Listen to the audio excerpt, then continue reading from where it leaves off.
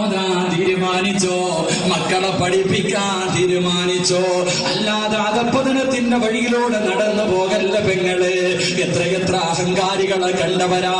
അതാ cinema നടിമാരെയും serial നടിമാരെയും ഗായികമാരെയും കണ്ടിട്ട് പഠിക്കല്ലേ പെണ്ണ്. ഇന്ന് ഏറ്റവും വലിയ വൃത്തികെട്ടവൾ മുസ്ലിം പെണ്ണല്ലേ. ഇന്ന് ഏറ്റവും വലിയ വൃത്തികെട്ടവൾ മുസ്ലിം പെണ്ണല്ലേ. ഞാനും എന്റെ പ്രിയ സുഹൃത്തുക്കളോടുകൂടെ വണ്ടിയിൽ വരുമ്പോൾ, വാഹനത്തിൽ വരുമ്പോ എന്റെ പ്രിയപ്പെട്ടവരെ മനസ്സിന് വല്ലാത്ത വേദനയുണ്ടാകുന്ന ഒരു ക്ലിപ്പ് കാണുകയാ. അതാ ക്ലിപ്പ് കണ്ടപ്പോ മനസ്സിന് വല്ലാത്ത വേദനയായി. ആരുടെ ക്ലിപ്പ് എന്നറിയുമോ?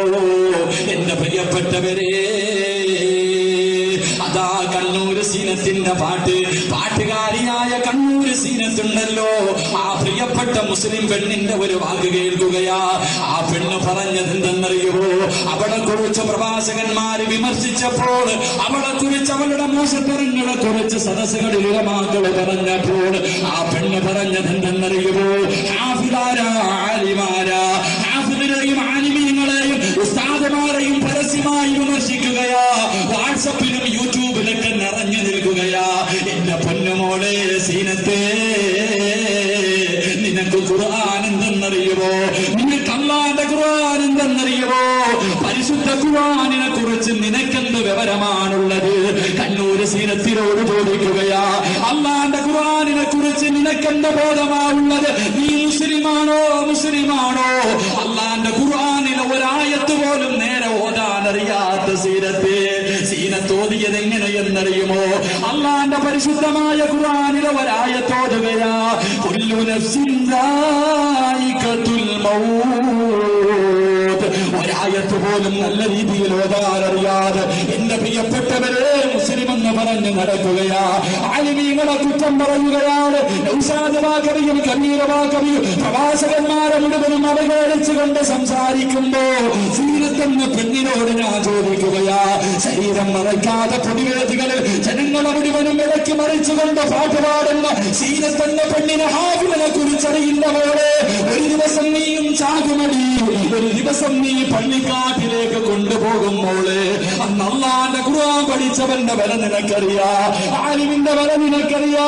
അന്ന് കബറിനകത്ത് നിന്റെ മയ്യത്ത് കൊണ്ടുവെക്കുമ്പോ പാട്ടുപാടിയപ്പോ കയ്യടിച്ചവൻ വരില്ല, കൂടെ കളിയാക്കിയവൻ വരില്ല, നിന്നെ പ്രോത്സാഹനം ചെയ്തവൻ വരില്ല, നിന്റെ കൂടെ നിന്ന ഒരുത്തനും വരില്ല. കബറിനകത്ത് നിന്റെ മയ്യത്ത് കൊണ്ടുവച്ചിട്ട് 3 ദിവസം കഴിയുമ്പോ പുടിത്തളിഞ്ഞ് പുടിക്കളി നിന്നുകൊണ്ട് 6 മണ്ണിന്റെ കബറിനകത്ത് നീ കിടക്കുമ്പോ അല്ലാഹുവിന്റെ ഖുർആൻ പഠിച്ച ഹാഫിദീങ്ങളുണ്ടല്ലോ. പൊന്നുമോളെ, എത്ര കൊല്ലം കഴിഞ്ഞ് കബറിനകത്തേക്ക് നീ പോയി നോക്കിയാൽ അതാ പുഴുവരിക്കാതെ കബറിനകത്ത് കിടക്കുകയാ. കബറിന് കാലം നശിക്കാതെ കബറിനകത്ത് ചിരിച്ചുകൊണ്ട് കിടക്കുന്നത് ഹാഫിദാമോളെ, ആലിമാമോളെ. നിനക്ക് ഇസ്ലാമിനെ കുറിച്ച് പറയാൻ അവകാശമില്ല. ബാക്കവി എന്ന് പോലും പറയാൻ അറിയാത്തവളാ ആലിമീങ്ങളെ കുറ്റം പറയുന്നത്. ഏതാലിമീങ്ങളെന്നറിയുമോ? അതാ ജീവിതത്തിന്റെ നല്ല ഒരു പ്രായം, അടിച്ചു പൊളിച്ച് നടക്കേണ്ട പ്രായമുണ്ടല്ലോ.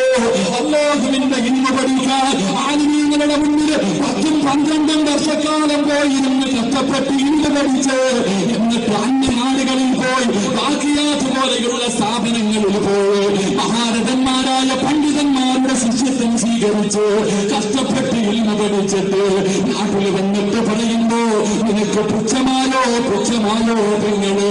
എന്റെ പ്രിയപ്പെട്ട സഹോദരിയോ ഓർമ്മപ്പെടുത്തുകയാ.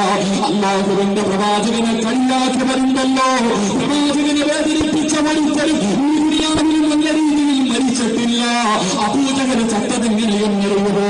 അബൂജഹൽ പ്രവാചകനെ ചീത്ത വിളിച്ചവനാ, പ്രവാചകനെ കളിയാക്കിയവനാ. അബൂജഹൽ ചത്തത് നിന്റെ പണിമരത്തിന്റെ ഓലയുടെ മുഴുവൻ ശരീരം പൊടിച്ചണിഞ്ഞ ശരീരമെടുത്ത് കെട്ടിവെച്ചിട്ട് അതാ മലഞ്ചരിവിൽ കൊണ്ട് വലിച്ചെറിഞ്ഞിട്ട് തുടിച്ചു ചത്തുപോയെന്ന് ചരിത്രം പഠിപ്പിക്കുമ്പോൾ അല്ലാഹുവിന്റെ ഖുർആൻ പഠിച്ച ആലിമീങ്ങളെ വേദനിപ്പിക്കുന്ന കണ്ണൂർ സീനത്ത് ആലിമാരെന്നറിയുമോ? നീ ആലിമെന്നറിയുമോ? നീ ആലിമാരാണെന്ന് പഠിക്കണം. അല്ലാഹുവിന്റെ റസൂലിന്റെ അനന്തര അവകാശികളാ, അമ്പിയാക്കളുടെ അനന്തര അവകാശികളാ. ആലിമീങ്ങളെ കുറ്റപ്പെടുത്തിയ, ആലിമീങ്ങളെ കളിയാക്കിയ മോളെ നല്ല രീതിയിൽ നിനക്ക് മരിക്കാൻ കഴിയില്ല. ഈ ദുനിയാവിൽ കിടന്ന് പുടിച്ചണിഞ്ഞ് ചാകേണ്ടി വരുമ്പോൾ അതുകൊണ്ട് പടച്ചവനെ മറക്കല്ലേ, അഹങ്കാരിയാകല്ലേ.